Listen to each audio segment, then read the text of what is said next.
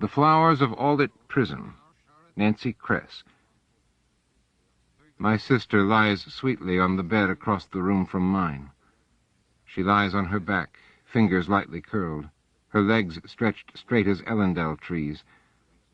Her pert little nose, much prettier than my own, pokes delicately into the air. Her skin glows like a fresh flower, but not with health. She is, of course, dead. I slip out of my bed and stand swaying a moment, with morning dizziness.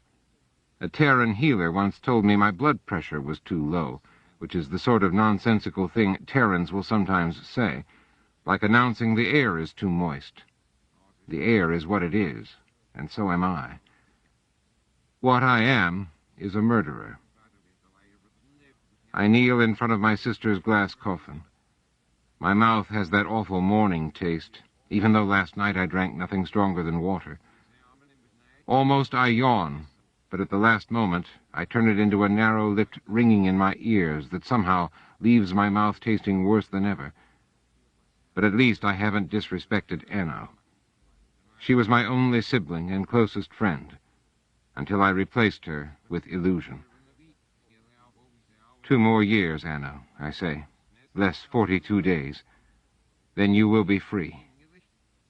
And so will I. Anno, of course, says nothing. There is no need. She knows as well as I the time until her burial, when she can be released from the chemicals and glass that bind her dead body and can rejoin our ancestors. Others I have known whose relatives were under atonement bondage said the bodies complained and recriminated, especially in dreams, making the house a misery. Anno is more considerate. Her corpse never troubles me at all. I do that to myself. I finish the morning prayers, leap up, and stagger dizzily to the piss-closet. I may not have drunk Pell last night, but my bladder is nonetheless bursting. At noon, a messenger rides into my yard on a Terran bicycle. The bicycle is an attractive design, sloping with interesting curves. Adapted for our market, undoubtedly.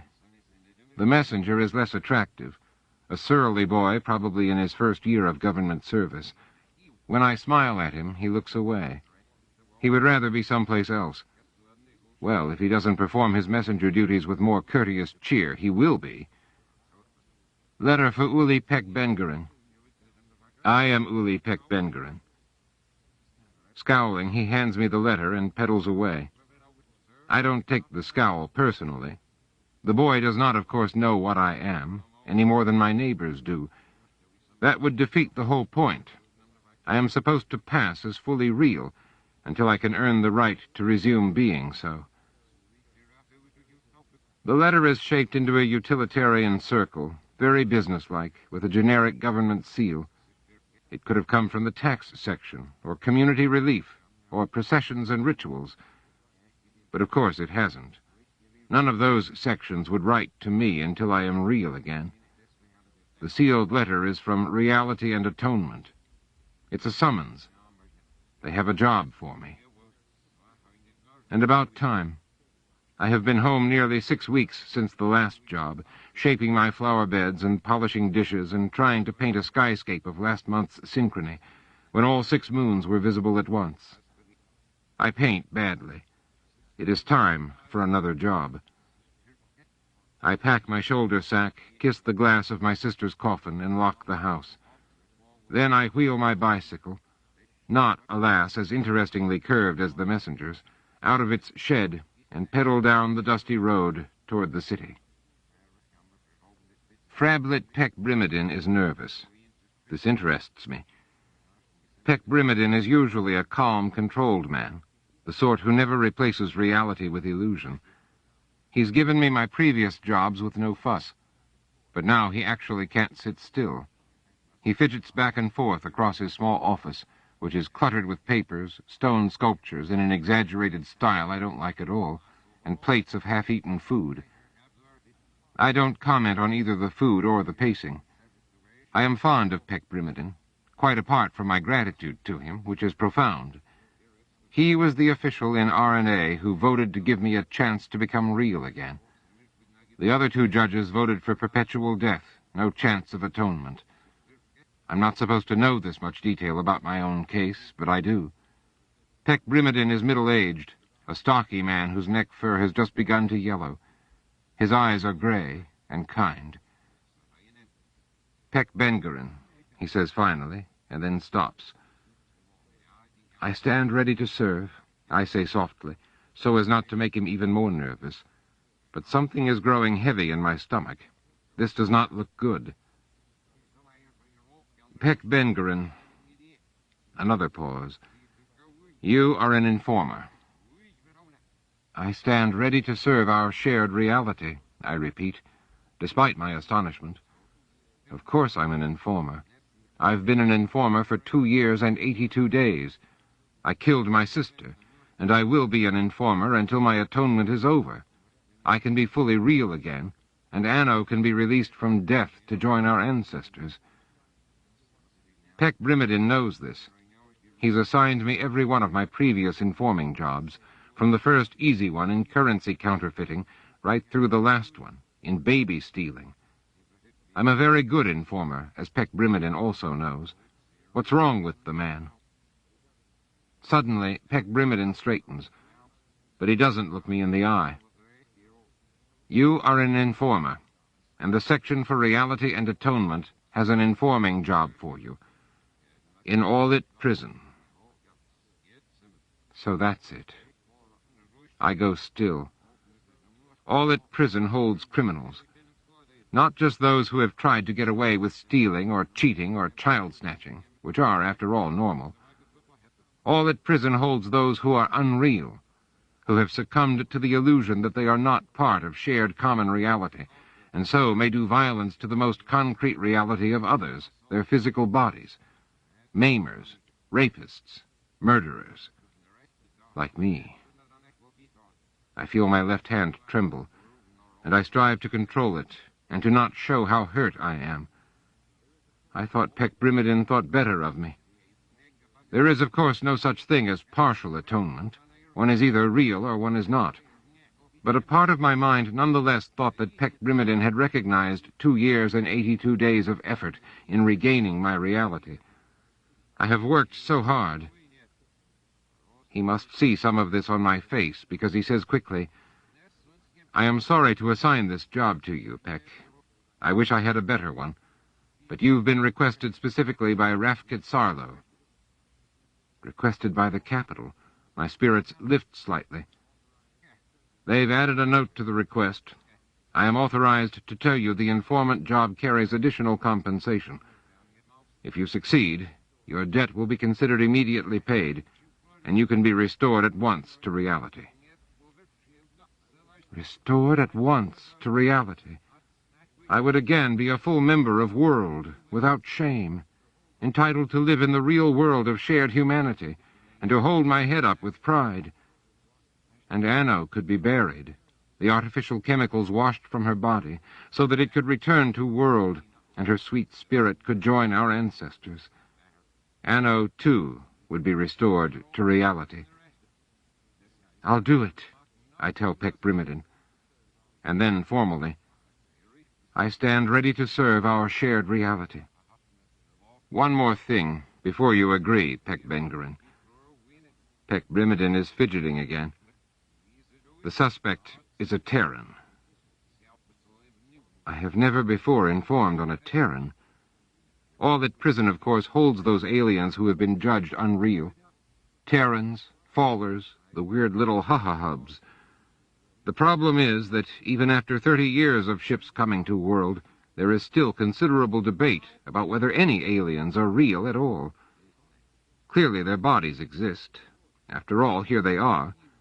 But their thinking is so disordered, they might almost qualify as all being unable to recognize shared social reality, and so just as unreal as those poor empty children who never attain reason and must be destroyed. Usually we on World just leave the aliens alone, except, of course, for trading with them. The Terrans in particular offer interesting objects, such as bicycles, and ask in return worthless items, mostly perfectly obvious information. But do any of the aliens have souls capable of recognizing and honoring a shared reality with the souls of others? At the universities, the argument goes on. Also in market squares and pell shops, which is where I hear it.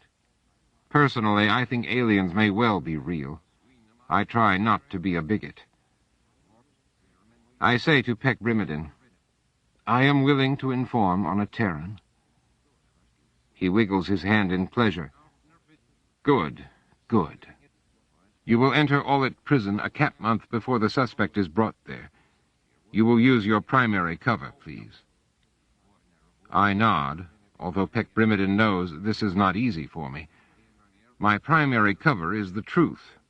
I killed my sister Anno Peck Bengerin 2 years and 82 days ago, and was judged unreal enough for perpetual death, never able to join my ancestors. The only untrue part of the cover is that I escaped and have been hiding from the section police ever since. You have just been captured, Peck Brimiden continues, and assigned to the first part of your death in Aulit. The section records will show this. Again I nod, not looking at him. The first part of my death in Aulit, the second, when the time came, in the kind of chemical bondage that holds Anno, and never ever to be freed. Ever. What if it were true? I should go mad. Many do. The suspect is named Carol Walters. He is a Terran healer. He murdered a world child in an experiment to discover how real people's brains function. His sentence is perpetual death. But the section believes that Carol Walters was working with a group of world people in these experiments. That somewhere on world there is a group that so lost its hold on reality that it would murder children to investigate science. For a moment the room wavers, including the exaggerated swooping curves of Peck Brimiden's ugly sculptures. But then I get hold of myself. I am an informer, and a good one. I can do this.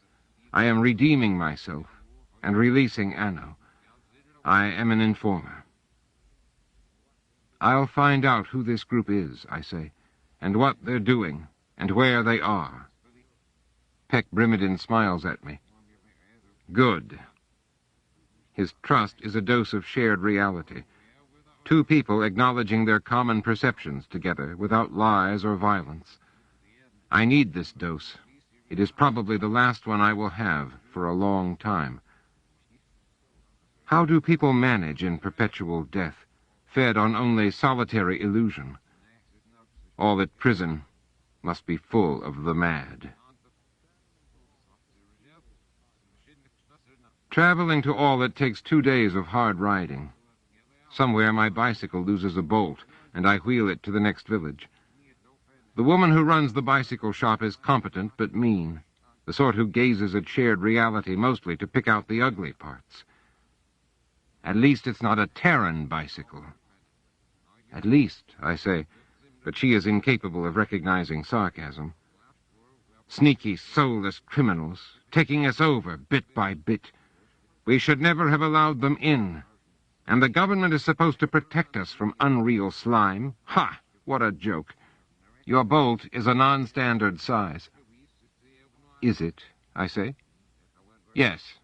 Costs you extra. I nod. Behind the open rear door of the shop, 2 little girls play in a thick stand of moonweed. We should kill all the aliens, the repairer says.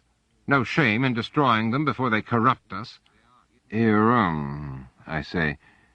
Informers are not supposed to make themselves conspicuous with political debate. Above the 2 children's heads, the moonweed bends gracefully in the wind. One of the little girls has long brown neck fur, very pretty. The other does not. There, that bolt will hold fine. Where are you from? Rafkitsarlo. Informers never name their villages. She gives an exaggerated shudder. I would never visit the capital. Too many aliens. They destroy our participation in shared reality without a moment's thought. 3 and 8, please. I want to say, no one but you can destroy your own participation in shared reality, but I don't. Silently, I pay her the money. She glares at me, at the world.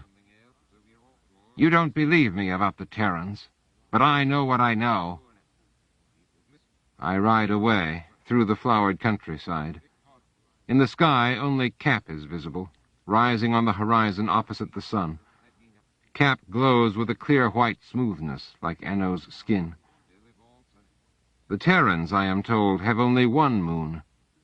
Shared reality on their world is perhaps skimpier than ours, less curved, less rich, less warm. Are they ever jealous?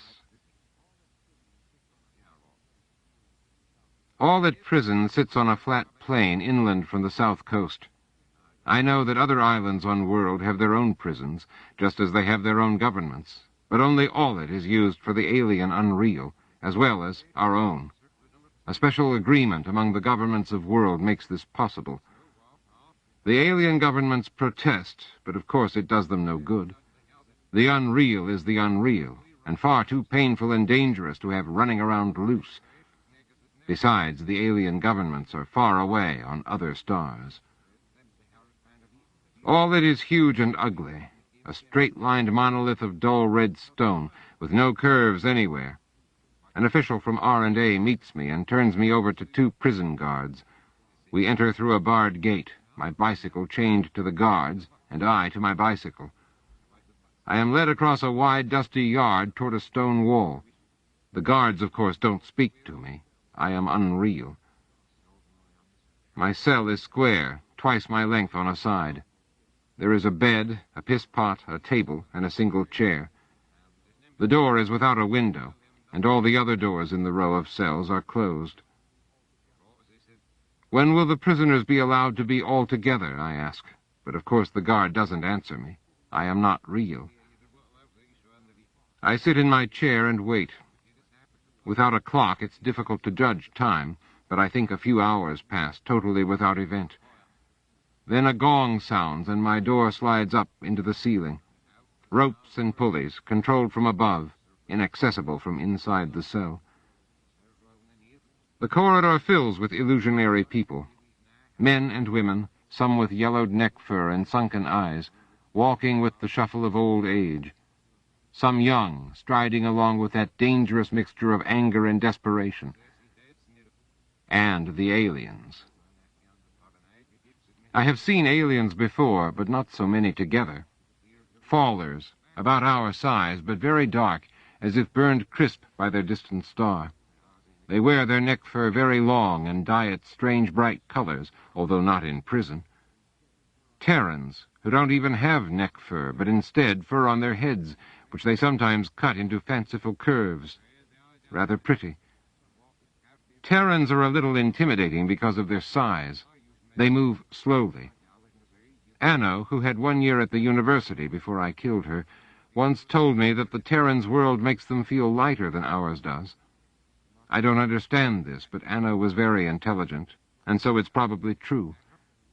She also explained that Fallers, Terrans, and world people are somehow related far back in time, but this is harder to believe. Perhaps Anno was mistaken. Nobody ever thinks ha-ha-hubs could be related to us. Tiny, scuttling, ugly, dangerous. They walk on all fours. They're covered with warts. They smell bad. I was glad to see only a few of them, sticking close together in the corridor at Aulit.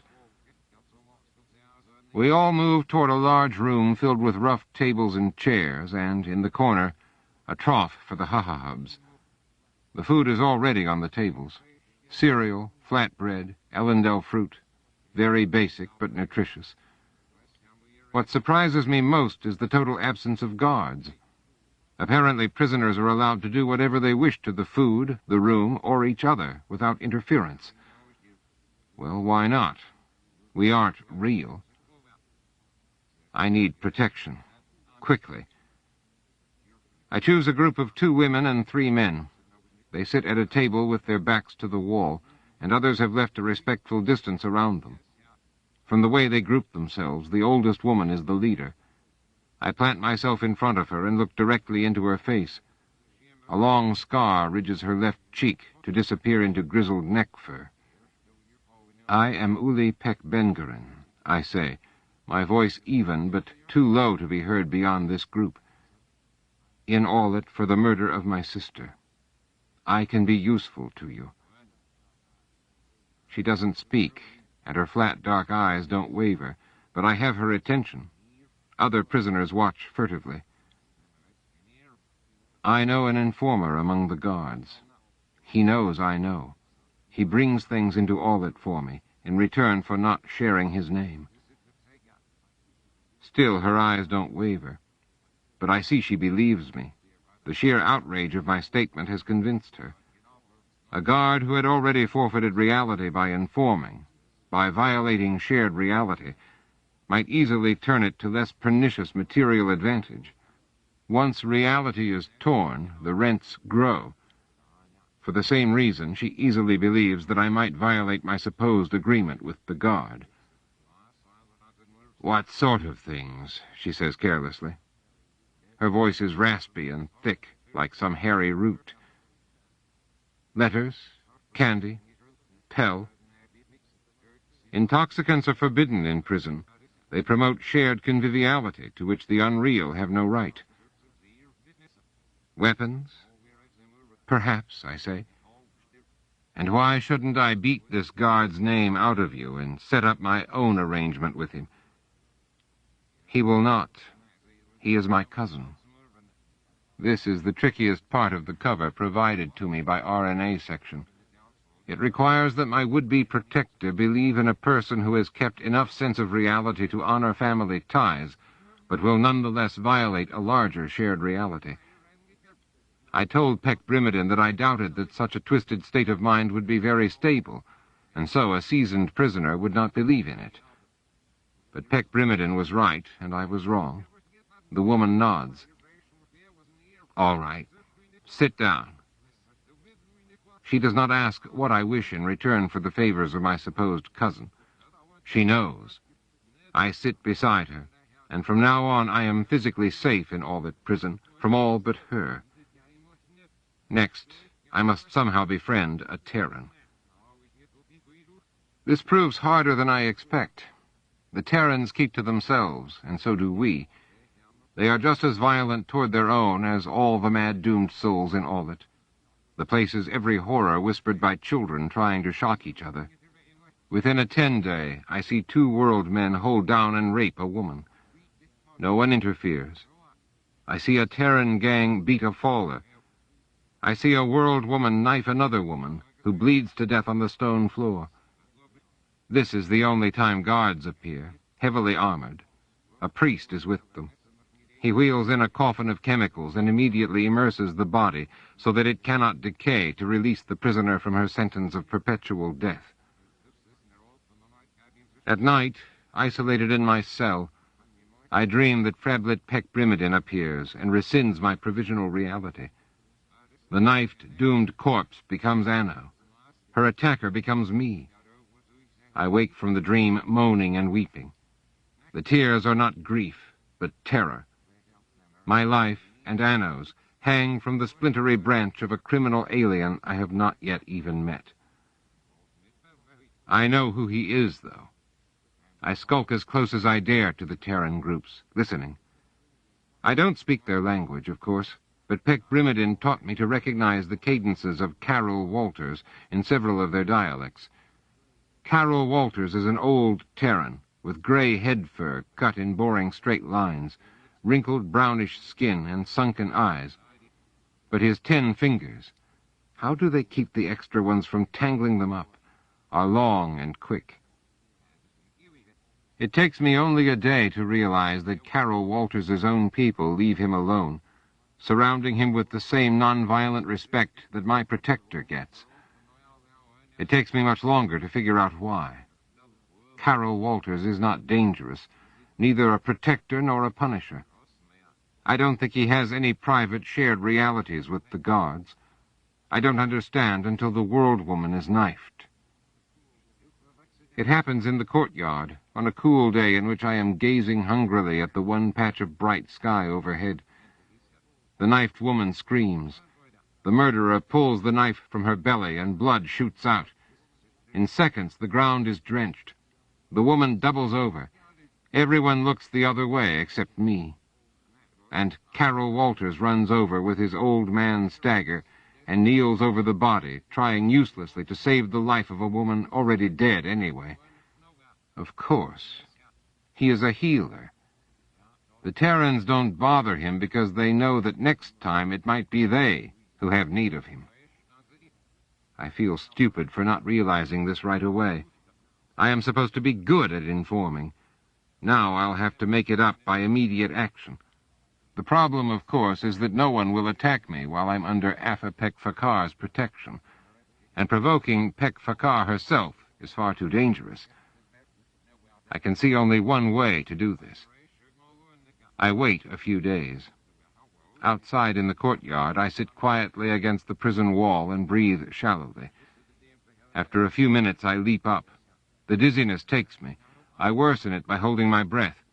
Then I ram as hard as I can into the rough stone wall and slide down it. Pain tears through my arm and forehead.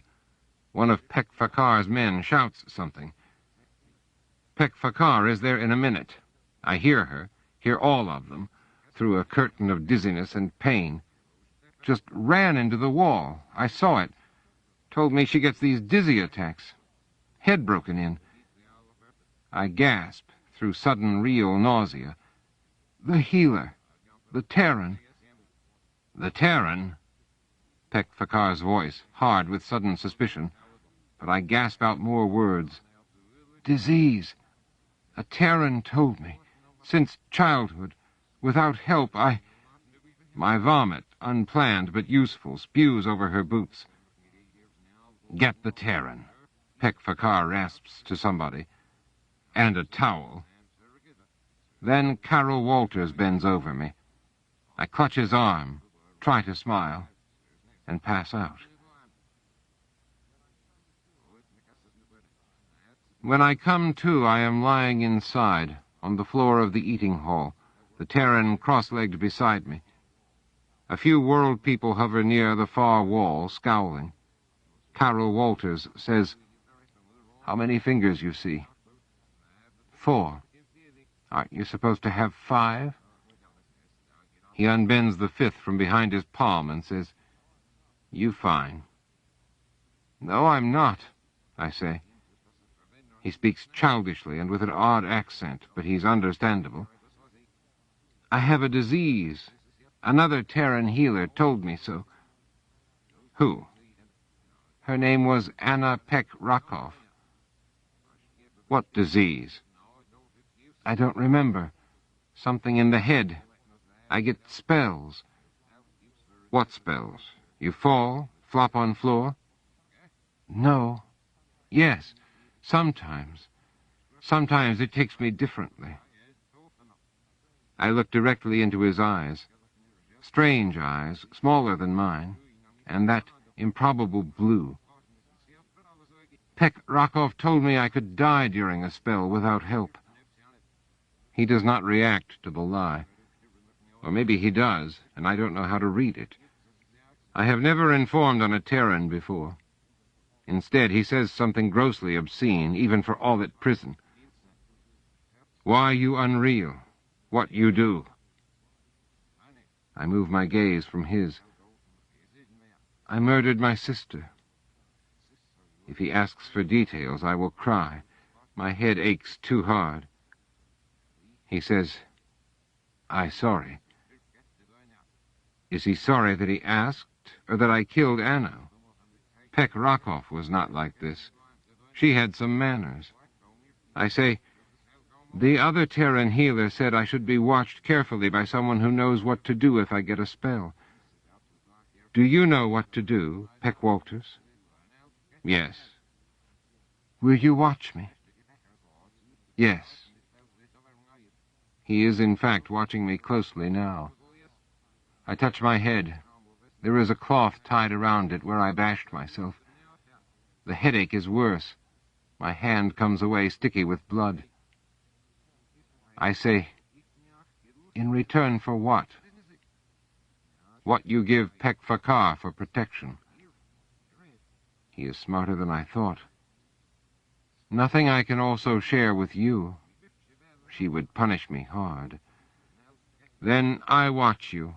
You give me information about world. I nod. This is what Terrans usually request. And where information is given, it can also be extracted. I will explain your presence to Pek-Fakar, I say, before the pain in my head swamps me without warning, and everything in the dining hall blurs and sears together. Pek-Fakar doesn't like it, but I have just given her a gun, smuggled in by my cousin. I leave notes for the prison administration in my cell, under my bed.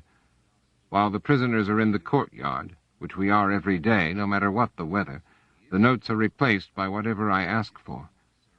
Pek-Fakar had demanded a weapon. Neither of us expected a Terran gun.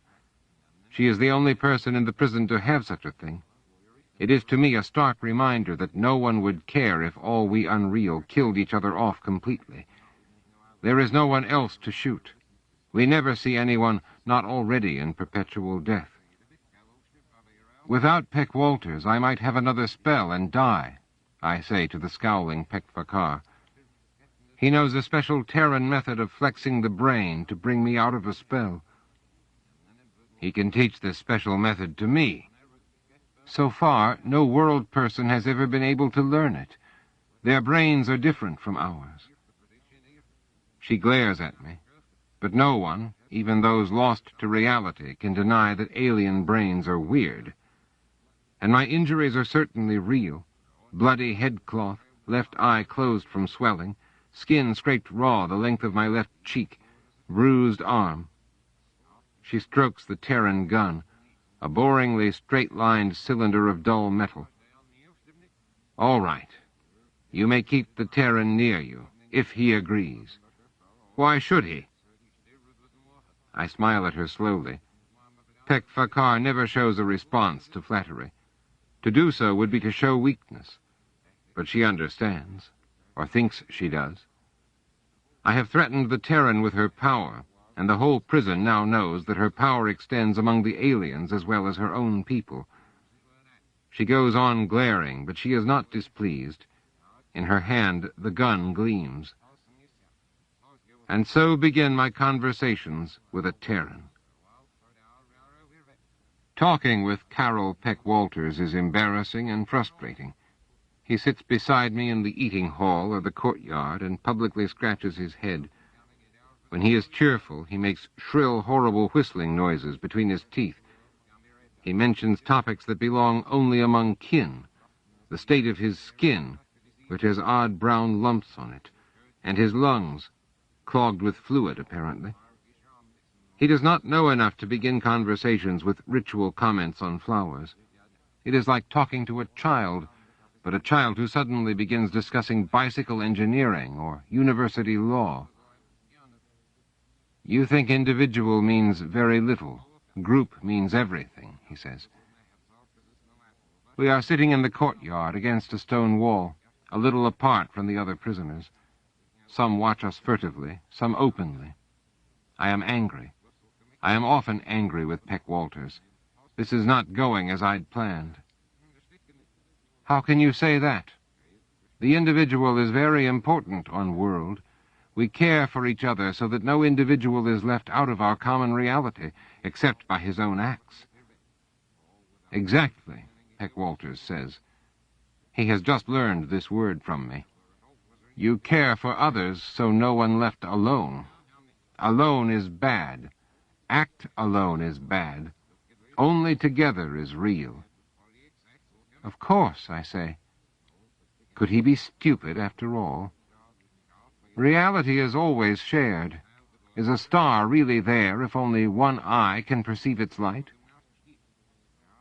He smiles and says something in his own language, which makes no sense to me. He repeats it in real words. When tree falls in forest is sound if no person hears.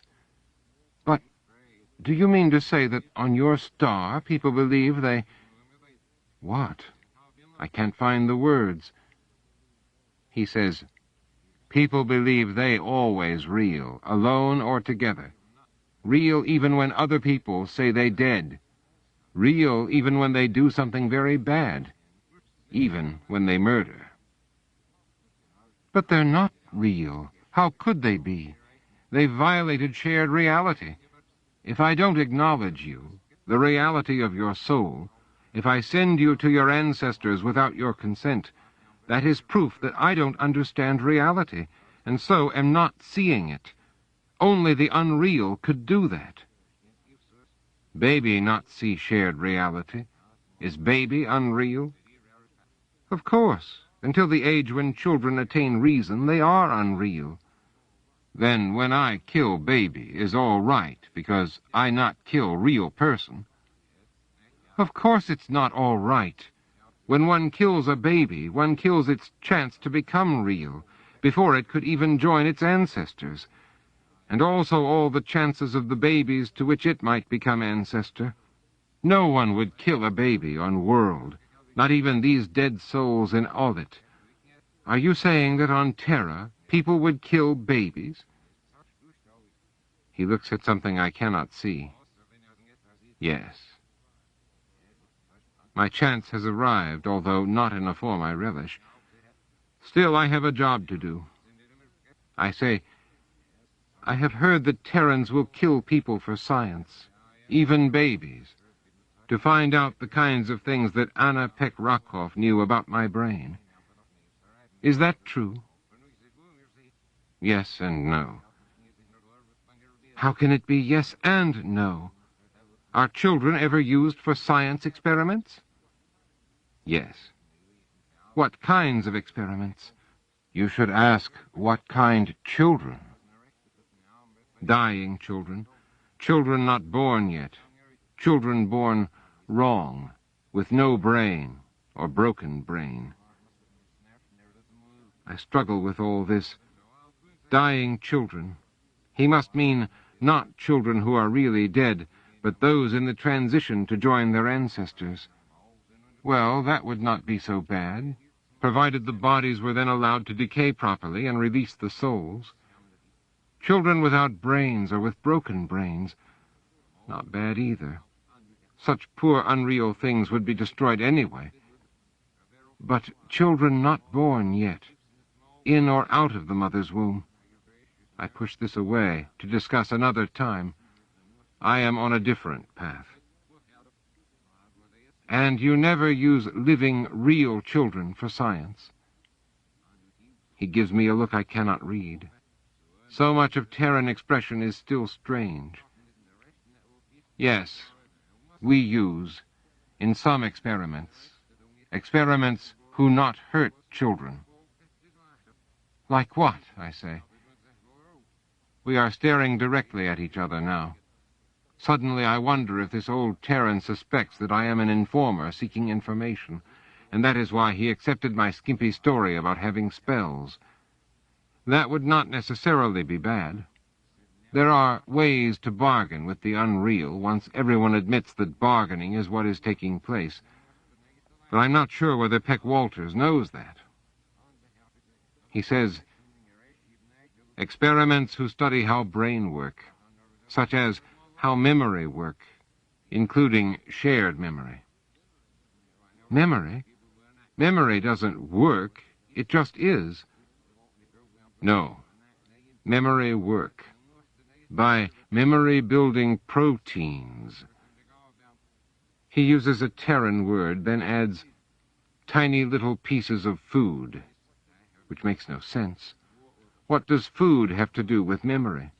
You don't eat memories or obtain them from food, but I am further down the path, and I use his words to go further still.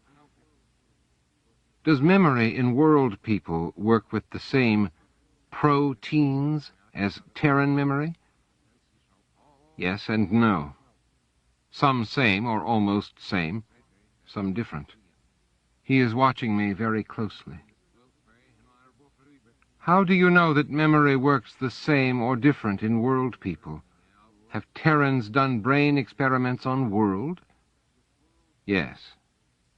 With world children? Yes. I watch a group of ha-ha-hubs across the courtyard. The smelly little aliens are clustered together in some kind of ritual or game. And have you, personally, participated in these science experiments on children, Peck Walters? He doesn't answer me. Instead, he smiles, and if I didn't know better, I'd swear the smile was sad. He says, "Peck Bengarin, why you kill your sister?" The unexpectedness of it, now so close to almost learning something useful, outrages me. Not even Peck Fakar had asked me that. I stare at him angrily. He says, "I know, I should not ask. Wrong for ask. But I tell you much, and answer is important." "But the question is obscene. You should not ask. World people are not so cruel to each other." "Even people damned in Aulit Prison," he says. And even though I don't know one of the words he uses, I see that, yes, he recognizes that I am an informer, and that I have been seeking information. All right, so much the better. But I need time to set my questions on a different path. To gain time, I repeat my previous point. World people are not so cruel. Then you... The air suddenly sizzles, smelling of burning. People shout. I look up. Afa Peck Fakar stands in the middle of the courtyard with the Terran gun, firing it at the ha-ha-hubs. One by one they drop as the beam of light hits them and makes a sizzling hole. The aliens pass into the second stage of their perpetual death. I stand and tug on Peck Walters's arm. "Come on. We must clear the area immediately, or the guards will release poison gas." "Why?" "So they can get the bodies into bondage chemicals, of course." Does this alien think the prison officials would let the unreal get even a little bit decayed? I thought that after our several conversations, Peck Walters understood more than that. He rises slowly, haltingly, to his feet. Peck Fakar, laughing, strolls toward the door, the gun still in her hand. Peck Walters says, "World people not cruel." Behind us, the bodies of the ha-ha-hubs lie sprawled across each other, smoking. The next time we are herded from our cells into the dining hall and then the courtyard, the ha-ha-hub corpses are of course gone. Peck Walters has developed a cough. He walks more slowly, and once, on the way to our usual spot against the far wall, he puts a hand on my arm to steady himself. "Are you sick, Peck?" "Exactly," he says. "But you are a healer. Make the cough disappear." He smiles and sinks gratefully against the wall. "Healer, heal own self." "What?" "Nothing." "So you are informer, Peck Bengarin, and you hope I tell you something about science experiments on children on world." I take a deep breath. Peck Fakar passes us, carrying her gun. Two of her own people now stay close beside her at all times, in case another prisoner tries to take the gun away from her. I cannot believe anyone would try, but maybe I'm wrong. There's no telling what the unreal will do. Peck Walters watches her pass, and his smile is gone. Yesterday, Peck Fakar shot another person, this time not even an alien. There is a note under my bed requesting more guns. I say, "You say I am an informer. I do not say it."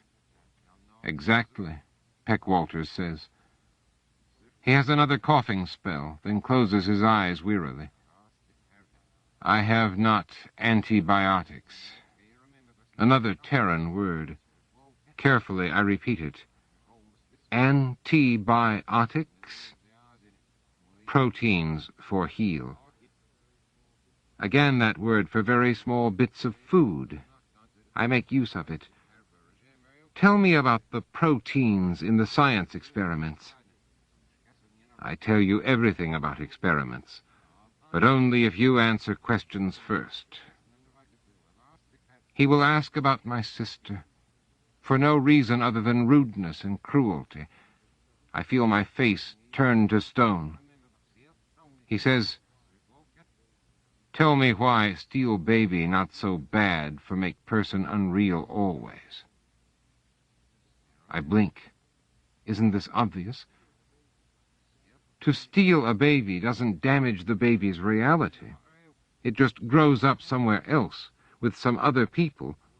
But all real people of world share the same reality. And anyway, after the transition, the child will rejoin its blood ancestors. Baby stealing is wrong, of course, but it isn't a really serious crime. And make false coins? The same. False, true, coins are still shared. He coughs again, this time much harder. I wait. Finally, he says, "So, when I steal your bicycle, I not violate shared reality too much, because bicycle's still somewhere with people of world?" Of course. But when I steal bicycle, I violate shared reality a little? Yes. After a minute, I add, because the bicycle is, after all, mine. You made my reality shift a little without sharing the decision with me. I peer at him. How can all this not be obvious to such an intelligent man? He says, "You are too trusting for be informer, Peck Ben-Gurion." I feel my throat swell with indignation. I am a very good informer. Haven't I just bound this Terran to me with a private shared reality in order to create an exchange of information? I am about to demand his share of the bargain when he says abruptly, "So why you kill your sister?" Two of Pek Fakar's people swagger past. They carry the new guns. Across the courtyard, a faller turns slowly to look at them, and even I can read fear on that alien face.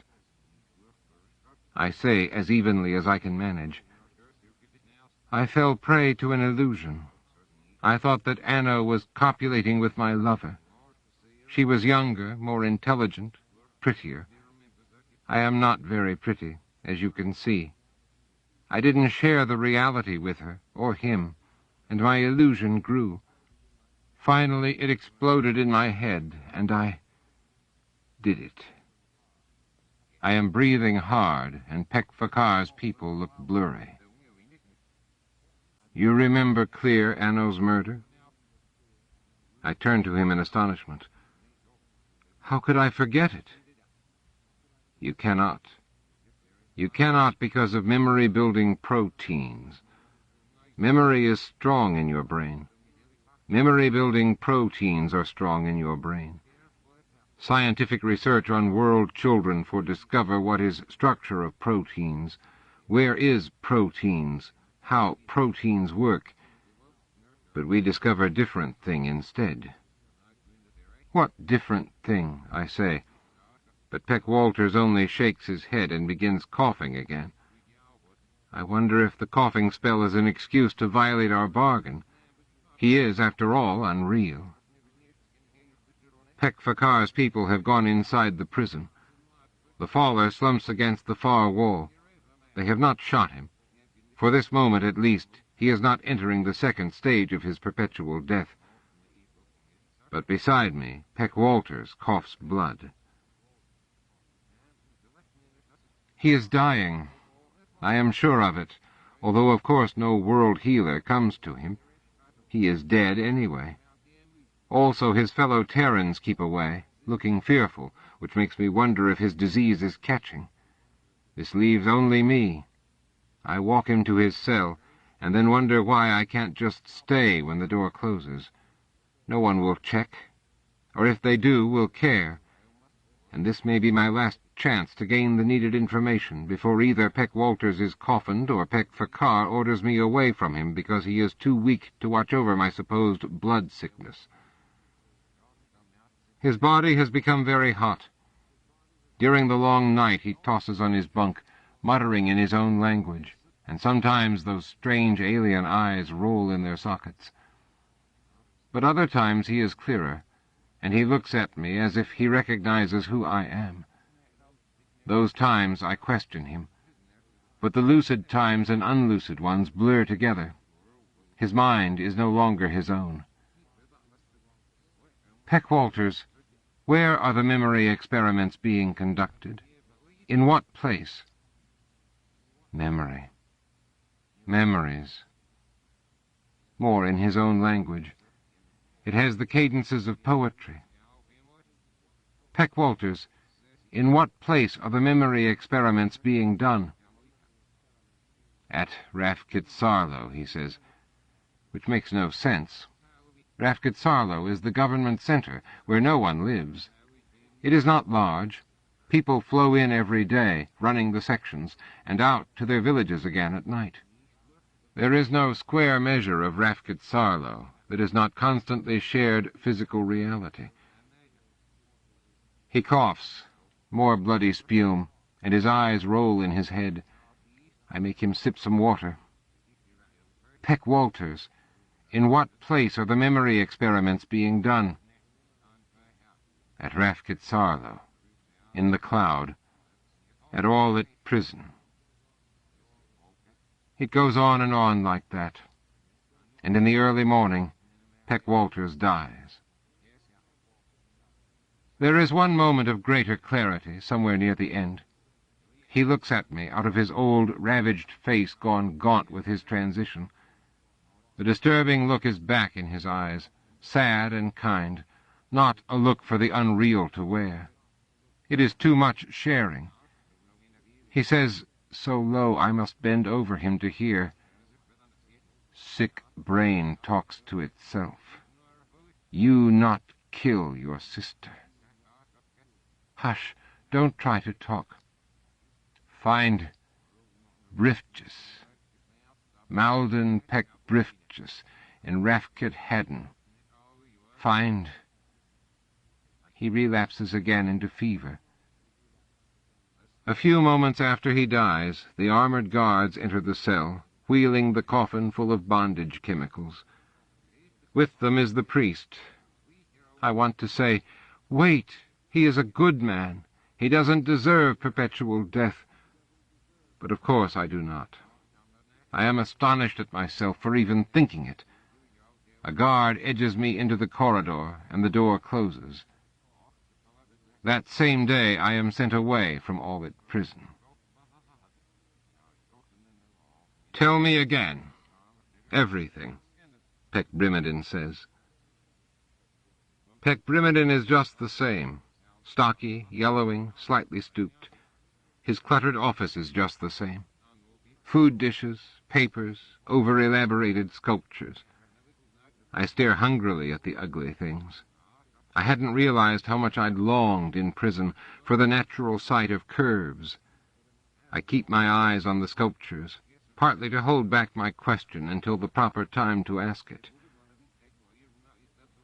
Peck Walters said he would tell me everything about the experiments that are, yes, going on with world children, in the name of science. But all he had time to tell me was that the experiments involve memory-building proteins, which are tiny pieces of food from which the brain constructs memory. He also said the experiments were going on in Rafkitsarlo and Aulit Prison. And that is all, Peck Bengerin? That is all. Peck Brimiden nods curtly. He is trying to appear dangerous, to scare out of me any piece of information I might have forgotten. But Frablet Peck Brimiden can't appear dangerous to me. I have seen the real thing. Peck Brimiden has not changed, but I have. I ask my question. I have brought to you all the information I could obtain before the Terran died. Is it sufficient to release me and Anno? He runs a hand through his neck fur. I'm sorry I can't answer that, Peck. I will need to consult my superiors, but I promise to send you word as soon as I can. Thank you, I say, and lower my eyes. You are too trusting for be informer, Peck Bengerin. Why didn't I tell Frablit Peck Brimiden the rest of it? About Malden Peck Briftjes and Rafkit Haddon, and not really killing my sister. Because it is most likely nonsense, the ravings of a fevered brain. Because this Malden Peck Briftjes might be an innocent world man who does not deserve trouble brought to him by an unreal alien. Because Peck Walters's words were personal, addressed to me alone, on his deathbed. Because I do not want to discuss Anna with Peck Brimiden's superiors one more useless, painful time. Because, despite myself, I trust Carol Peck Walters. You may go, Peck Brimiden says, and I ride my bicycle along the dusty road home. I make a bargain with Anno's corpse, still lying in curled-finger grace on the bed across from mine. Her beautiful brown hair floats in the chemicals of the coffin. I used to covet that hair desperately when we were very young. Once I even cut it all off while she slept. But other times I would weave it for her, or braid it with flowers. She was so pretty. At one point, when she was still a child, she wore 8 bid rings, 1 on each finger.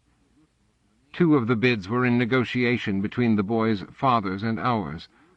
Although older, I have never had a single bid. Did I murder her? My bargain with her corpse is this. If the Reality and Atonement section releases me and Anno because of my work in Aulit Prison, I will seek no further. Anno will be free to join our ancestors. I will be fully real. It will no longer matter whether or not I killed my sister, because both of us will again be sharing in the same reality as if I had not. But if Reality and Atonement holds me unreal still longer, after all I have given them, I will try to find this Malden Peck Briftjes. I say none of this aloud. The guards at Aulit Prison knew immediately when Peck Walters died, inside a closed and windowless room. They could be watching me here, now. World has no devices to do this. But how did Peck Walters know so much about a world man working with a Terran science experiment? Somewhere there are world people and Terrans in partnership. Terrans, as everyone knows, have all sorts of listening devices we do not. I kiss Anno's coffin. I don't say it aloud, but I hope desperately that Reality and Atonement releases us. I want to return to shared reality, to the daily warmth and sweetness of belonging, now and forever, to the living and dead of world. I do not want to be an informer any more. Not for anyone, even myself. The message comes 3 days later. The afternoon is warm, and I sit outside on my stone bench, watching my neighbor's milk beasts eye her sturdily fenced flower beds. She has new flowers that I don't recognize, with blooms that are entrancing but somehow foreign. Could they be Terran? It doesn't seem likely. During my time in Aulit Prison, more people seem to have made up their minds that the Terrans are unreal. I have heard more mutterings, more anger against those who buy from alien traders. Frablit Peck Brimiden himself brings the letter from Reality and Atonement, laboring up the road on his ancient bicycle. He has removed his uniform so as not to embarrass me in front of my neighbors. I watch him ride up, his neck fur damp with unaccustomed exertion, his gray eyes abashed, and I know already what the sealed message must say. Peck Brimiden is too kind for his job. That is why he is only a low-level messenger boy all the time, not just today. These are things I never saw before. You are too trusting for be informer, Peck Bengerin. Thank you, Peck Brimiden, I say. Would you like a glass of water? Or Pell? No, thank you, Peck, he says. He does not meet my eyes. He waves to my other neighbor, fetching water from the village well, and fumbles meaninglessly with the handle of his bicycle. I can't stay. Then ride safely, I say, and go back in my house. I stand beside Anno and break the seal on the government letter. After I read it, I gaze at her a long time. So beautiful, so sweet-natured, so loved. Then I start to clean. I scrub every inch of my house, for hours and hours, climbing on a ladder to wash the ceiling, sloshing thick soapsuds in the cracks, scrubbing every surface of every object, and carrying the more intricately shaped outside into the sun to dry. Despite my most intense scrutiny, I find nothing that I can imagine being a listening device, nothing that looks alien, nothing unreal. But I no longer know what is real. Only Bata is up. The other moons have not risen. The sky is clear and starry, the air cool. I wheel my bicycle inside and try to remember everything I need.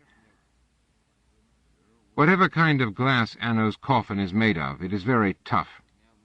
I have to swing my garden shovel 3 times, each time with all my strength before I can break it. On the 3rd blow, the glass cracks, then falls leisurely apart into large pieces that bounce slightly when they hit the floor. Chemicals cascade off the bed, a waterfall of clear liquid that smells only slightly acrid. In my high boots, I wade close to the bed and throw containers of water over Anno to wash off chemical residue. The containers are waiting in a neat row by the wall, everything from my largest wash basin to the kitchen bowls. Anno smiles sweetly. I reach onto the soggy bed and lift her clear. In the kitchen, I lay her body, limp, soft-limbed, on the floor and strip off her chemical-soaked clothing. I dry her, move her to the waiting blanket, take a last look, and wrap her tightly. The bundle of her and the shovel balances across the handles of my bicycle. I pull off my boots and open the door. The night smells of my neighbor's foreign flowers. Anno seems weightless. I feel as if I can ride for hours. And I do. I bury her, weighted with stones, in marshy ground well off a deserted road. The wet dirt will speed the decay, and it is easy to cover the grave with reeds and togleaf branches.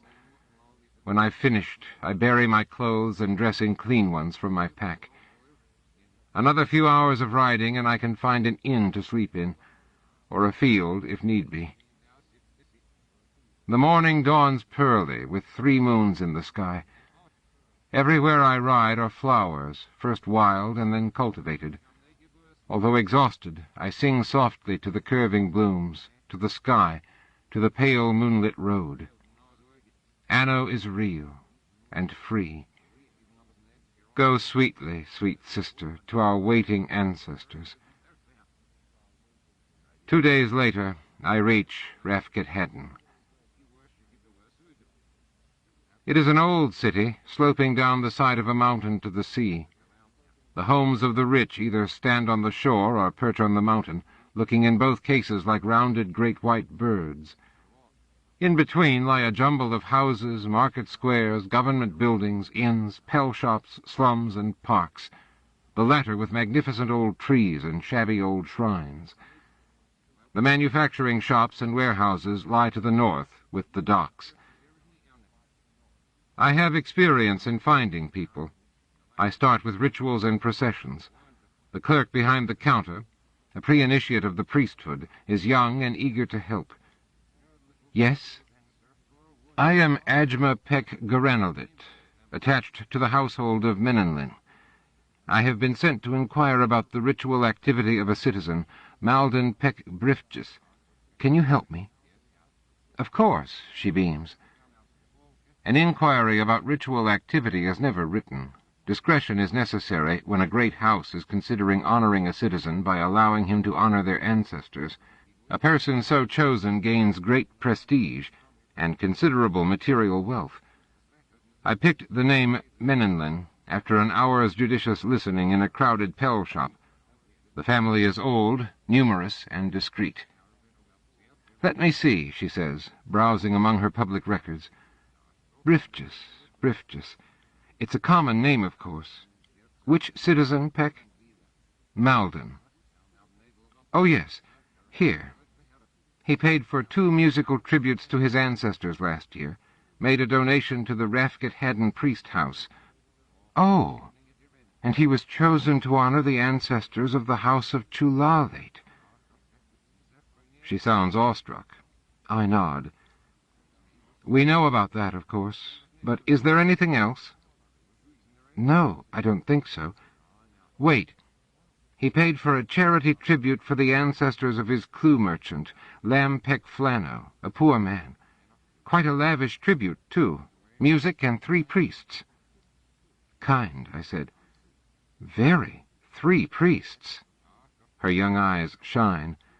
"Isn't it wonderful how many truly kind people share reality?" "Yes," I say, "it is." I find the clue merchant by the simple method of asking for him in several market squares. Sales of all fuels are of course slow in the summer. The young relatives left in charge of the clue stalls are happy to chat with strangers. Lam Peck Flano lives in a run-down neighborhood just behind the great houses by the sea. The neighborhood is home to servants and merchants who provide for the rich. 4 more glasses of Pell in 3 more Pell shops, and I know that Malden Peck Briftjes is currently a guest in the home of a rich widow. I know the widow's address. I know that Peck Briftjes is a healer. A healer. Sick brain talks to itself. You not kill your sister. I am dizzy from 4 glasses of Pell. Enough. I find an inn, the kind where no one asks questions, and sleep without the shared reality of dreams. It takes me a day, disguised as a street cleaner, to decide which of the men coming and going from the rich widow's house is Peck Briftjes. Then I spend 3 days following him, in various guises. He goes a lot of places and talks to a lot of people, but none of them seem unusual for a rich healer with a personal pleasure in collecting antique water carafes. On the 4th day I look for a good opportunity to approach him, but this turns out to be unnecessary. "Peck," a man says to me as I loiter, dressed as a vendor of sweet flatbreads, outside the baths on Ellendale Street. I have stolen the sweets before dawn from the open kitchen of a bake shop. I know at once that the man approaching me is a bodyguard, and that he is very good. It's in the way he walks, looks at me, places his hand on my arm. He is also very handsome, but that thought barely registers. Handsome men are never for such as me. They are for Anno. Were for Anno. "Come with me, please," the bodyguard says, and I don't argue. He leads me to the back of the baths, through a private entrance, to a small room apparently used for private grooming of some sort. The only furniture is 2 small stone tables. He checks me, expertly but gently, for weapons, looking even in my mouth. Satisfied, he indicates where I am to stand, and opens a second door. Malden Peck Briftjes enters, wrapped in a bathing robe of rich imported cloth. He is younger than Carol Walters, a vigorous man in a vigorous prime. His eyes are striking, a deep purple with long gold lines radiating from their centers. He says immediately, "Why have you been following me for 3 days?" "Someone told me to," I say. I have nothing to lose by an honest shared reality, although I still don't fully believe I have anything to gain. "Who? You may say anything in front of my God." "Carol Peck Walters." The purple eyes deepen even more. "Peck Walters is dead." "Yes," I say, "perpetually. I was with him when he entered the 2nd stage of death." "And where was that?" He is testing me. "In Aulit Prison. His last words instructed me to find you, to ask you something." "What do you wish to ask me?" "Not what I thought I would ask," I say, and realize that I have made the decision to tell him everything. Until I saw him up close, I wasn't completely sure what I would do. I can no longer share reality with World, not even if I went to Freblit Peck Brimidin with exactly the knowledge he wants about the scientific experiments on children. That would not atone for releasing Anno before the section agreed. And Peck Brimidin is only a messenger anyway. No, less than a messenger. A tool, like a garden shovel or a bicycle. He does not share the reality of his users. He only thinks he does. As I had thought I did. I say, I want to know if I killed my sister. Peck Walters said I did not. He said sick brain talks to itself, and that I had not killed Anno. And to ask you, did I kill my sister? Peck Briefjes sits down on one of the stone tables. I don't know, he says, and I see his neck fur quiver. Perhaps you did, perhaps you did not. How can I discover which? You cannot. Ever? Ever. And then, I am sorry. Dizziness takes me, the low blood pressure. The next thing I know, I lie on the floor of the small room, with Peck Briefjes's finger on my elbow pulse. I struggle to sit up. No, wait, he says. Wait a moment. Have you eaten today? Yes. Well, wait a moment anyway. I need to think. He does, the purple eyes turning inward, his fingers absently pressing the inside of my elbow. Finally, he says, You are an informer. That's why you were released from Aulit Prison after Peck Walters died. You inform for the government. I don't answer. It no longer matters. But you have left informing because of what Peck Walters told you. Because he told you that the schizophrenia experiments might have... No, it can't be. He, too, has used a word I don't know. It sounds Terran. Again I struggle to sit up, to leave. There is no hope for me here. This healer can tell me nothing. He pushes me back down on the floor and says swiftly, When did your sister die? His eyes have changed once again. The long golden flecks are brighter, radiating from the center like glowing spokes. Please, Peck, this is immensely important. To both of us. 2 years ago and 152 days. Where? In what city? Village. Our village. Gofkit Elo. Yes, he says. Yes. Tell me everything you remember of her death. Everything. This time I push him aside and sit up. Blood rushes from my head, but anger overcomes the dizziness. I will tell you nothing. Who do you people think you are? Ancestors? To tell me I killed Anno, then tell me I didn't, then say you don't know. To destroy the hope of atonement I had as an informer, then to tell me there is no other hope. No, there might be hope. No, there's not. How can you live with yourself? How can you twist people's brains away from shared reality and offer nothing to replace it? I am screaming. The bodyguard glances at the door. I don't care. I go on screaming. You are doing experiments on children, wrecking their reality as you have wrecked mine. You are a murderer. But I don't get to scream all that. Maybe I don't get to scream any of it, for a needle slides into my elbow, at the inner pulse where Malden Briefjes has been holding it, and the room slides away as easily as Anno into her grave. A bed, soft and silky, beneath me. Rich wall hangings. The room is very warm. A scented breeze whispers across my bare stomach. Bare? I sit up and discover I am dressed in the gauzy skirt, skimpy bandeau, and flirting veil of a prostitute. At my first movement, Peck Briefjes crosses from the fireplace to my bed. Peck, this room does not allow sound to escape. Do not resume screaming. Do you understand? I nod. His bodyguard stands across the room. I pull the flirting veil from my face. "I am sorry about that," Peck-Briftus says. "It was necessary to dress you in a way that accounts for a bodyguard carrying a drugged woman into a private home without raising questions." A private home? I guess that this is the rich widow's house by the sea, a room that does not allow sound to escape, a needle unlike ours, sharp and sure, brain experiments, schizophrenia. I say, "You work with the Terrans?" "No," he says, "I do not." "But Peck Walters—" "It doesn't matter." "What are you going to do with me?"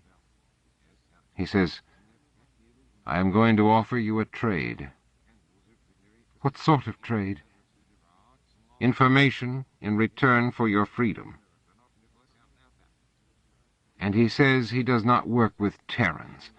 I say, what use is freedom to me? Although, of course, I don't expect him to understand that. I can never be free. "Not that kind of freedom," he says. "I won't just let you go from this room. I will let you rejoin your ancestors, and Anno." I gape at him. "Yes, Peck. I will kill you and bury you myself, where your body can decay." "You would violate shared reality like that? For me?" His purple eyes deepen again. For a moment, something in those eyes looks almost like Peck Walters's blue ones. "Please understand. I think there is a strong chance you did not kill Anno. Your village was one where subjects were used for experimentation. I think that is the true shared reality here." I say nothing. A little of his assurance disappears. Or so I believe. "Will you agree to the trade?" "Perhaps," I say. "Will he actually do what he promises?" "I can't be sure. But there is no other way for me. I cannot hide from the government all the years until I die. I am too young. And when they find me, they will send me back to Aulit. And when I die there, they will put me in a coffin of preservative chemicals. I would never see Anno again." The healer watches me closely. Again I see the Peck Walters look in his eyes, sadness and pity. "Perhaps I will agree to the trade," I say, and wait for him to speak again about the night Anno died. But instead he says, "I want to show you something."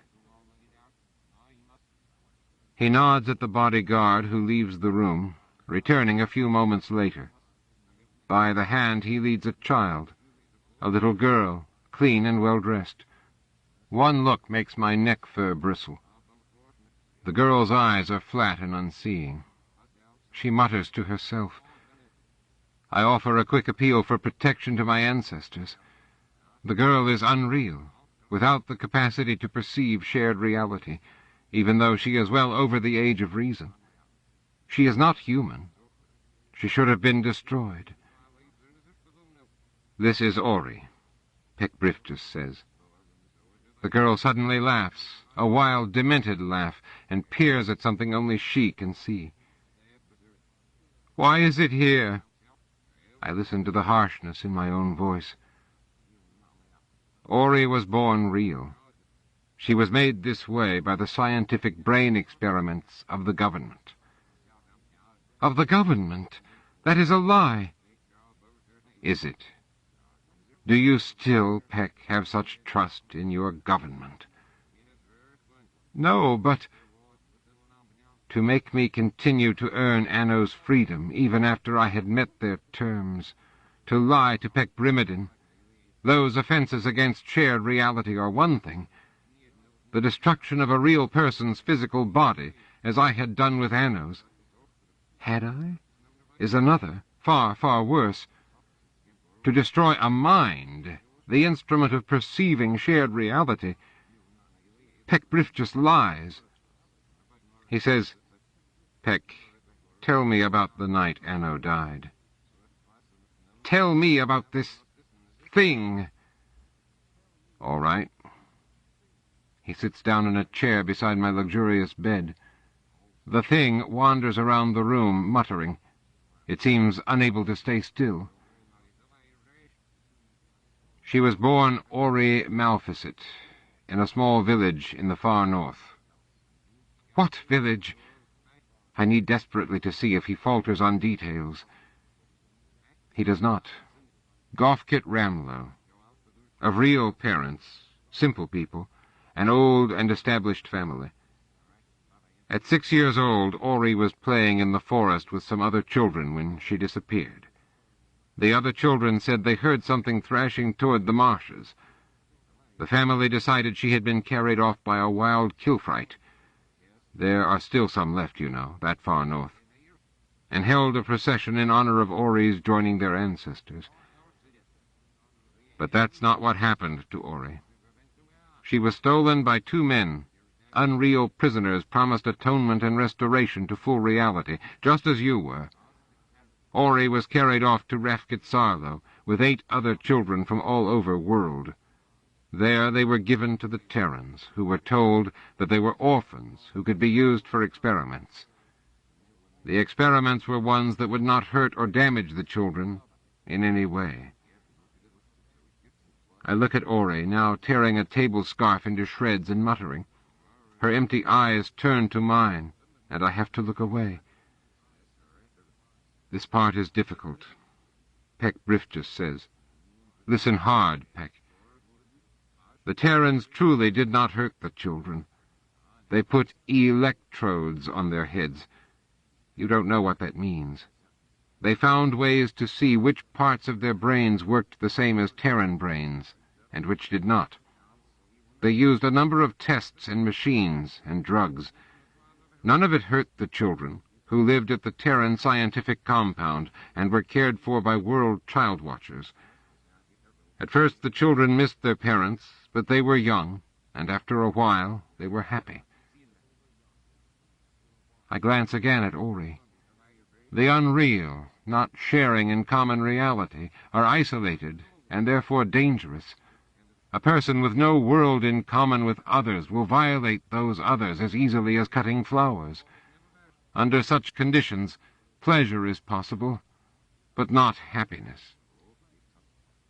Peck Briff just runs his hand through his neck fur. The Terrans worked with world healers, of course, teaching them.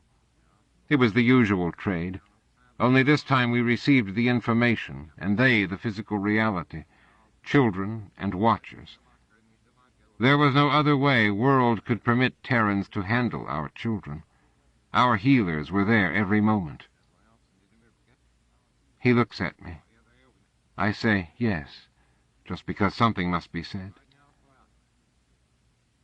Do you know, Peck, what it is like to realize you have lived your whole life according to beliefs that are not true?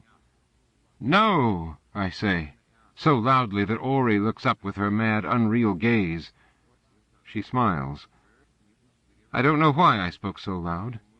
What Peck Briff just said has nothing to do with me. Nothing at all. Well, Peck Walters knew. He realized that the experiments he participated in, harmless to the subjects and in aid of biological understanding of species differences, were being used for something else. The roots of schizophrenia, misfiring brain circuits. He is off on a long explanation that means nothing to me. Too many Terran words, too much strangeness. Peck Briffjus is no longer talking to me. He is talking to himself in some sort of pain I don't understand. Suddenly the purple eyes snap back to mine. What all that means, Peck, is that a few of the healers, our own healers from world, found out how to manipulate the Terran science. They took it and used it to put into minds memories that did not happen. Not possible. It is possible. The brain is made very excited with Terran devices, while the false memory is recited over and over. Then different parts of the brain are made to recirculate memories and emotions over and over, like water recirculated through mill races. The water gets all scrambled together. No, think of it this way. Different parts of the brain send signals to each other. The signals are forced to loop together, and every loop makes the unreal memories stronger. It is apparently in common use on Terra, although tightly controlled. Sick brain talks to itself. But there are no objections possible, Peck. It is real. It happened. It happened to Ori. The world scientists made her brain remember things that had not happened. Small things at first. That worked. When they tried larger memories, something went wrong. It left her like this. They were still learning. That was 5 years ago. They got better. Much better. Good enough to experiment on adult subjects who could then be returned to shared reality. One can't plant memories like flowers or uproot them like weeds. These people could, and did. But why?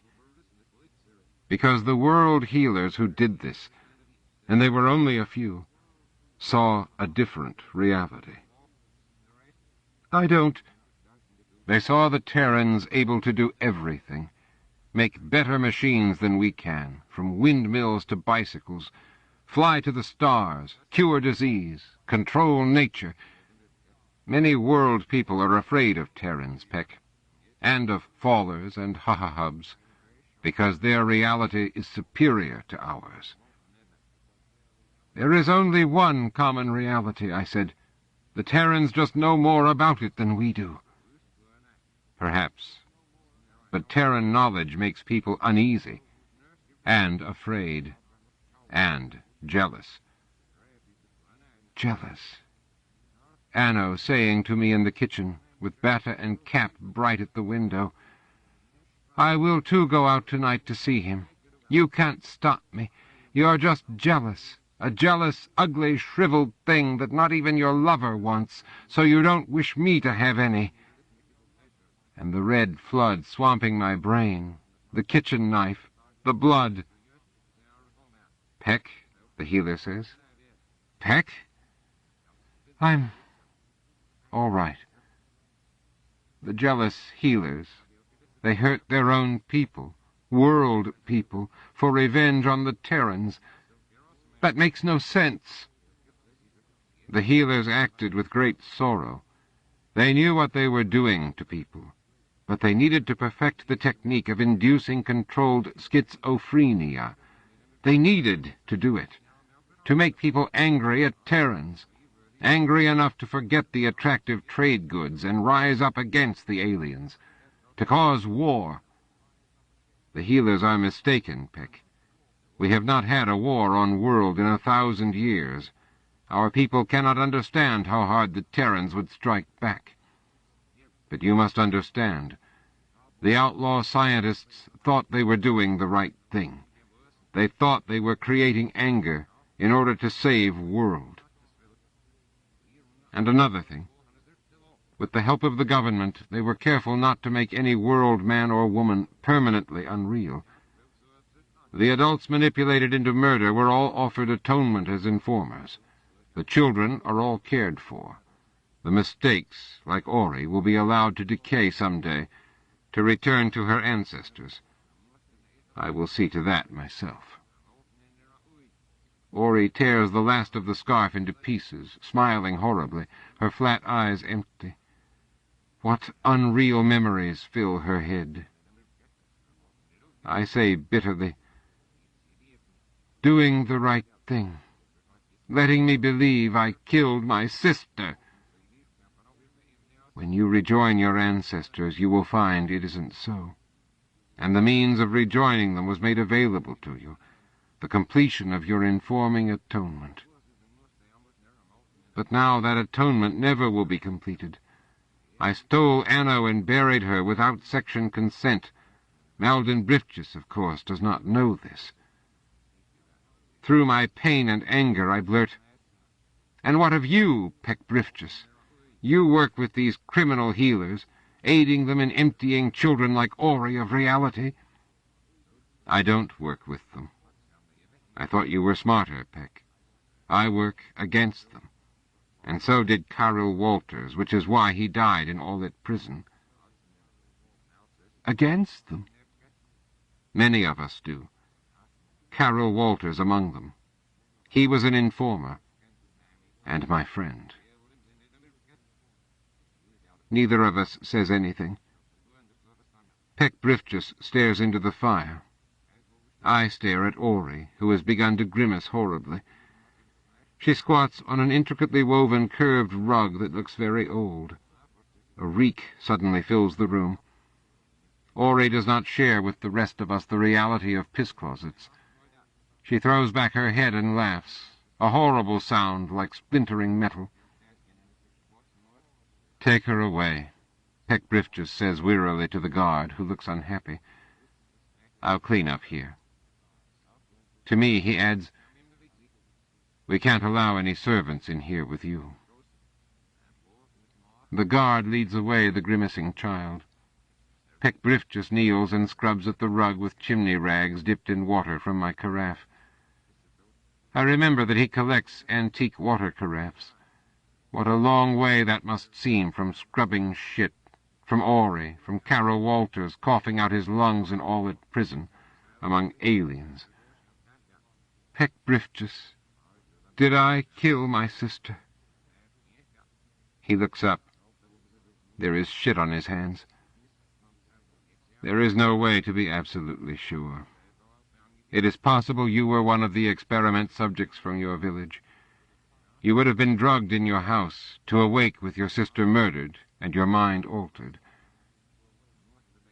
I say, more quietly than I have said anything else in this room, "You will really kill me, let me decay, and enable me to rejoin my ancestors." Peck Briftjes stands and wipes the shit from his hands. "I will." "But what will you do if I refuse? If instead I ask to return home?" "If you do that, the government will arrest you and once more promise you atonement, if you inform on those of us working to oppose them." "Not if I go first to whatever part of the government is truly working to end the experiments. Surely you aren't saying the entire government is doing this thing?" "Of course not. But do you know for certain which sections, and which officials in those sections, wish for war with the Terrans, and which do not? We can't be sure. How can you?" Frablit Peck Brimiden is innocent, I think. But the thought is useless. Peck Brimiden is innocent, but powerless. It tears my soul to think that the two might be the same thing. Peck Briftjes rubs at the damp carpet with the toe of his boot. He puts the rags in a lidded jar and washes his hands at the washstand. A faint stench still hangs in the air. He comes to stand beside my bed. "Is that what you want, Uli Peck Benkeren? That I let you leave this house, not knowing what you will do, whom you will inform on? That I endanger everything we have done in order to convince you of its truth? Or you can kill me and let me rejoin my ancestors, which is what you think I will choose, isn't it? That choice would let you keep faith with the reality you have decided is true, and still keep yourself secret from the criminals. Killing me would be easiest for you, but only if I consent to my murder. Otherwise you will violate even the reality you have decided to perceive." He stares down at me, a muscular man with beautiful purple eyes, a healer who would kill, a patriot defying his government to prevent a violent war, a sinner who does all he can to minimize his sin and keep it from denying him the chance to rejoin his own ancestors. a believer in shared reality who is trying to bend the reality without breaking the belief. I keep quiet. The silence stretches on. Finally, it is Pecbrifchus that breaks it. I wish Carol Walters had never sent you to me. But he did, and I choose to return to my village. Will you let me go, or keep me prisoner here, or murder me without my consent? Damn you, he says, and I recognize the word as one Carol Walters used about the unreal souls in Aulit Prison. Exactly, I say. What will you do, Peck? Which of your supposed multiple realities will you choose now? It is a hot night, and I cannot sleep. I lie in my tent on the wide empty plain and listen to the night noises. Rude laughter from the Pell tent, where a group of miners drinks far too late at night for men who must bore into hard rock at dawn. Snoring from the tent to my right. Muffled love-making from the tent farther down the row. I'm not sure whose. The woman giggles, high and sweet. I have been a miner for half a year now. After I left the northern village of Gofkit Ramlow, Ori's village, I just kept heading north. Here on the equator, where world harvests its tin and diamonds and pellberries and salt, life is both simpler and less organized. Papers are not necessary. Many of the miners are young, evading their government service for one reason or another. Reasons that must seem valid to them. Here government sections rule weakly, compared to the rule of the mining and farming companies. There are no messengers on Terran bicycles. There is no Terran science. There are no Terrans. There are shrines, of course, and rituals and processions and tributes to one's ancestors, but these things actually receive less attention than in the cities, because they are more taken for granted. Do you pay attention to air? The woman giggles again, and this time I recognize the sound. Awi Peck Craftmall, the young runaway from another island. She is a pretty thing, and a hard worker. Sometimes she reminds me of Anno. I asked a great many questions in Gofkit Ramlow. Ori Malficet, Pecbrifchus said her name was, an old and established family. But I asked, and no such family had ever lived in Gofkit Ramlow. Wherever Ori came from, and however she had been made into that unreal and empty vessel shitting on a rich carpet, she had not started her poor little life in Gofkit Ramlow. Did Malden Brifchus know I would discover that, when he released me from the rich widow's house overlooking the sea? He must have. Or maybe, despite knowing I was an informer, he didn't understand that I would actually go to Gofkit Ramlow and check. You can't understand everything. Sometimes, in the darkest part of the night, I wish I had taken Pecbrifchus's offer to return me to my ancestors. I work on the rock piles of the mine during the day, among miners who lift sledges and shatter solid stone.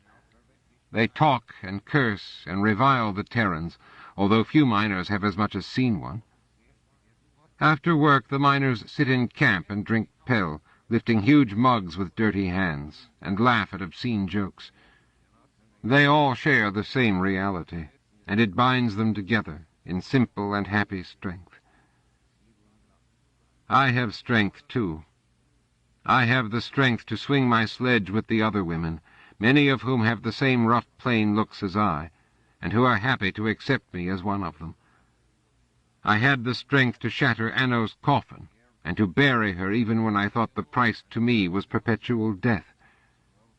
I had the strength to follow Carol Walters's words about the brain experiments and seek Malden Brifchus. I had the strength to twist Pecbrifchus's divided mind, to make him let me go. But do I have the strength to go where all of that leads me?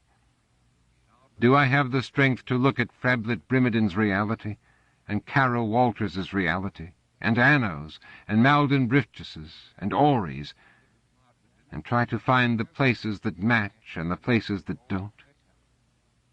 Do I have the strength to live on, never knowing if I killed my sister or if I did not? Do I have the strength to doubt everything, and live with doubt, and sort through the millions of separate realities on world, searching for the true pieces of each, assuming that I can even recognize them? Should anyone have to live like that? In uncertainty, in doubt, in loneliness, alone in one's mind, in an isolated and unshared reality. I would like to return to the days when Anno was alive, or even to the days when I was an informer, to the days when I shared in world's reality and knew it to be solid beneath me, like the ground itself, to the days when I knew what to think, and so did not have to the days before I became, unwillingly, as terrifyingly real as I am now.